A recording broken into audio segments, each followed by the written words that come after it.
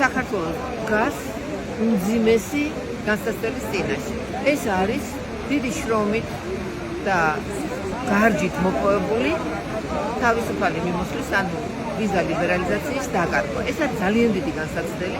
აი მაგალითად სასწავლო ვიზის მიღება სტუდენტისთვის რთულია და როდესაც აქვს ჯერ აი ეს საშუალება რომ წავიდეს და ჩაირიცხება რომელიმე სასწავლებლში, ამის შემდეგ უკვე ადვილად იღებენ სასწავლო ვიზას.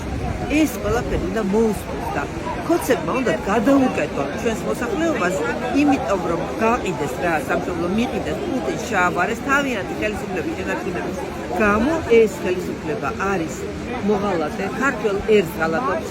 მან გააყალბა რა 24 წლის არჩევნები, შემდეგ გადაარღვია კონსტიტუცია ამ ორი მიზეზის გამო, მხოლოდ ამ ორი მიზეზის გამო არის უკანონო.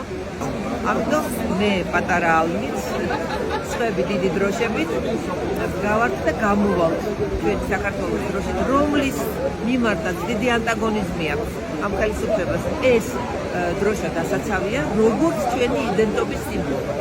უკან გზა აღარ არის. უკან საქართველოა. უნდა შეიცვალოს ეს ხელისუფლება მშვიდობიანად ისე, რომ ჩატარდეს პარიტეტულ საწესებზე ყველა პარტიის, ყველა ჯგუფის მონაწილეობით სამართლიანი არჩევნები და იქ გადაწყვიტოს ხალხმა, როგორი ხელისუფლება სურს.